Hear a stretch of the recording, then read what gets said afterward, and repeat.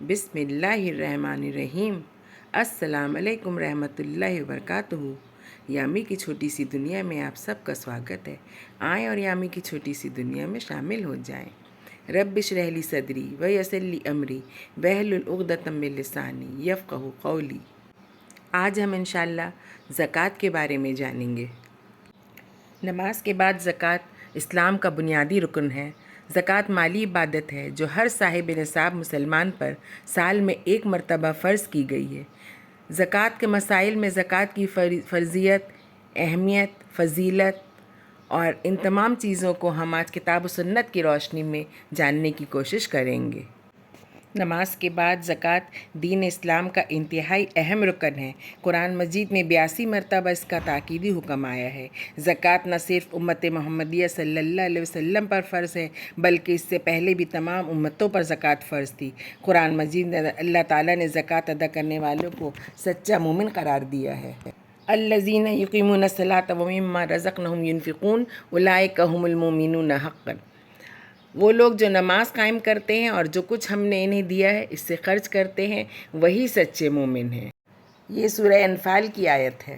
سورہ بقرہ میں میرا رب فرماتا ہے، ان الذین آمنوا وعملوا الصالحات واقاموا الصلاۃ وآتوا الزکاۃ لہم اجرہم عند ربہم ولا خوف علیہم ولا ھم یحزنون۔ جو لوگ ایمان لے آئیں اور نیک عمل کریں، نماز قائم کریں اور زکوٰۃ دیں، ان کا اجر بے شک ان کے رب کے پاس ہے اور ان کے لیے کسی خوف اور رنج کا موقع نہیں۔ زکوٰۃ کی ادائیگی گناہوں کا کفارہ اور بلندی درجات کا بہت بڑا ذریعہ ہے۔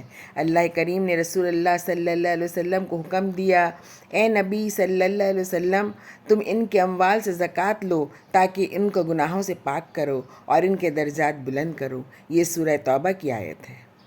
زکوٰۃ ادا کرنے سے نہ صرف گناہ معاف ہوتے ہیں بلکہ اللہ تعالیٰ نے ایسے مال میں اضافہ کرنے کا وعدہ بھی کر رکھا ہے۔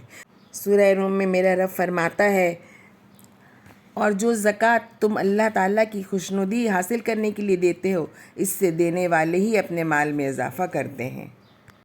لفظ زکوٰۃ کا لغوی مفہوم پاکیزگی اور اضافہ ہے، جس سے یہ بات واضح ہو جاتی ہے کہ پہلے مفہوم پاکیزگی کے مطابق اس عبادت سے انسان کا مال حلال اور پاک بنتا ہے اور نفس بھی تمام گناہوں اور برائیوں سے پاک ہو جاتا ہے، اور دوسرے مفہوم کے مطابق زکوٰۃ ادا کرنے سے نہ صرف مال میں اضافہ ہوتا ہے بلکہ اجر و ثواب میں بھی اضافہ ہوتا ہے۔ تو ہمیں قرآن کی آیتوں سے زکوٰۃ ادا کرنے کے فائدے کے بارے میں معلوم ہوا۔ اب ہم زکوٰۃ نہ ادا کرنے کے نقصانات بھی قرآن کی آیتوں سے جانیں گے۔ میرے رب نے سورہ حامیم سجدہ میں زکوٰۃ ادا نہ کرنے کو کفر اور شرک کی علامت قرار دیا ہے۔ تباہی ہے ان مشرکوں کے لیے جو زکوٰۃ ادا نہیں کرتے اور آخرت کا انکار کرتے ہیں۔ یہ سورہ حامیم سجدہ کی آیت ہے۔ رسول اللہ صلی اللہ علیہ وسلم کا ارشاد مبارک ہے کہ زکوٰۃ ادا نہ کرنے والوں کا مال و دولت تباہ و برباد ہو جاتا ہے۔ ایک دوسری حدیث میں رسول اللہ صلی اللہ علیہ وسلم نے فرمایا کہ زکوٰۃ ادا نہ کرنے والوں کے لوگ قحط سالی میں مبتلا کر دیے جاتے ہیں۔ اس تباہی و بربادی کے علاوہ آخرت میں ایسے لوگوں کو جو سزا دی جائے گی، اس کے بارے میں سورہ توبہ میں اللہ تعالیٰ ارشاد فرماتے ہیں، دردناک عذاب کی خوشخبری سنا دو ان لوگوں کو جو سونا اور چاندی جمع کرتے ہیں لیکن اللہ تعالیٰ کی راہ میں خرچ نہیں کرتے۔ ایک دن آئے گا کہ اسی سونے چاندی پر جہنم کی آگ دہکائی جائے گی اور پھر اس سے ان لوگوں کی پیشانی، پہلوؤں اور پیٹھوں کو داغا جائے گا اور کہا جائے گا، یہ وہ خزانہ ہے جو تم اپنے لیے سنبھال کر رکھتے تھے، اب اپنے خزانے کا مزہ چکھو۔ یہ سورہ توبہ کی آیت ہے۔ رسول اللہ صلی اللہ علیہ وسلم کا ارشاد مبارک ہے کہ قیامت کے روز زکوٰۃ ادا نہ کرنے والوں کے مال و دولت گنجا ساب یعنی انتہائی زہریلا بنا کر ان پر مسلط کر دیا جائے گا، جو انہیں مسلسل ڈستا رہے گا اور کہے گا کہ میں تیرا مال ہوں، میں تیرا خزانہ ہوں۔ یہ بخاری کی حدیث ہے۔ جن جانوروں کی زکوٰۃ ادا نہ کی جائے گی، ان کے بارے میں آپ صلی اللہ علیہ وسلم نے ارشاد فرمایا، وہ جانور اپنے مالکوں کو قیامت کے دن 50,000 سال تک اپنی سینگوں سے مارتے رہیں گے اور پاؤں تلے رونتے رہیں گے۔ یہ مسلم کی حدیث ہے۔ معراج کی رات رسول اکرم صلی اللہ علیہ وسلم نے کچھ ایسے لوگ دیکھیں جن کے آگے پیچھے دھجیاں لٹک رہی تھیں اور وہ جانوروں کی طرح تھوڑ کاٹے اور آگ کے پتھر کھا رہے تھے۔ آپ صلی اللہ علیہ وسلم نے دریافت فرمایا، یہ کون لوگ ہیں؟ حضرت جبرائیل علیہ السلام نے بتایا، یہ وہ لوگ ہیں جو اپنے مالوں کی زکوٰۃ ادا نہیں کرتے تھے۔ یہ بات یاد رہے کہ آخرت میں جس سزا کا تذکرہ مذکورہ بالا آیات اور احادیث میں کیا گیا ہے، یہ کفار کے لیے نہیں بلکہ ان مسلمانوں کے لیے ہے جو کلمہ شہادت کا اقرار کرنے اور نماز روزہ ادا کرنے کے باوجود زکوٰۃ ادا نہیں کرتے۔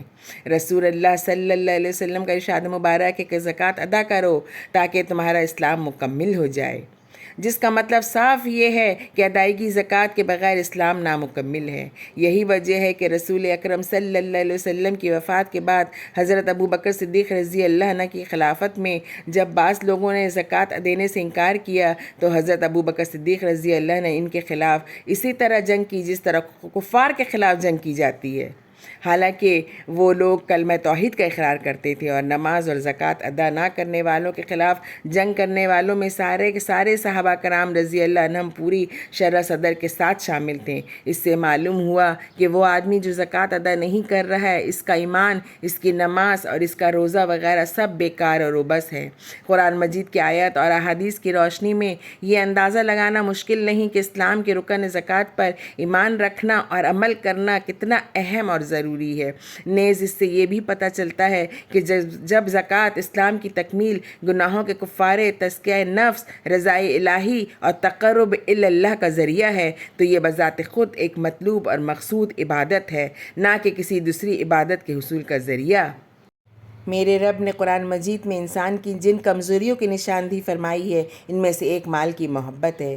کہیں اللہ پاک نے اس حقیقت کا اظہار یوں فرمایا ہے، وَإِنَّهُ لِحُبِّ الْخَيْرِ لَشَدِيدٌ، یعنی انسان دولت کی محبت میں بری طرح مبتلا ہے۔ یہ سورہ العادیات کی آیت ہے۔ کہیں میرا رب فرماتا ہے وَتُحِبُّونَ الْمَالَ حُبًّا جَمًّا، یعنی تم لوگ مال کی محبت پہ بری طرح گرفتار ہو۔ یہ سورہ الفجر کی آیت ہے۔ کہیں ارشاد مبارک ہے إِنَّمَا أَمْوَالُكُمْ وَأَوْلَادُكُمْ فِتْنَةٌ، یعنی تمہارے مال اور تمہاری اولاد تمہارے لیے آزمائش ہیں۔ یہ سورہ تغابن کی آیت ہے۔ رسول اکرم صلی اللہ علیہ وسلم نے ایک حدیث میں یہ بات ارشاد فرمائی ہے کہ ہر امت کے لیے ایک خاص آزمائش ہے اور میری امت کی آزمائش مال میں ہے۔ یہ ترمذی کی حدیث ہے۔ سورہ نون میں اللہ تعالیٰ نے ایک بڑا سبق آموز قصہ بیان فرمایا ہے کہ ایک شخص بڑا نیک اور سخی تھا، لیکن اس کے پاس ایک باغ تھا اور وہ باغ کی پیداوار سے اپنے گھر اور کھیتی باڑی کے اخراجات نکال کر باقی پیداوار اللہ کی راہ میں خرچ کر دیا کرتا تھا۔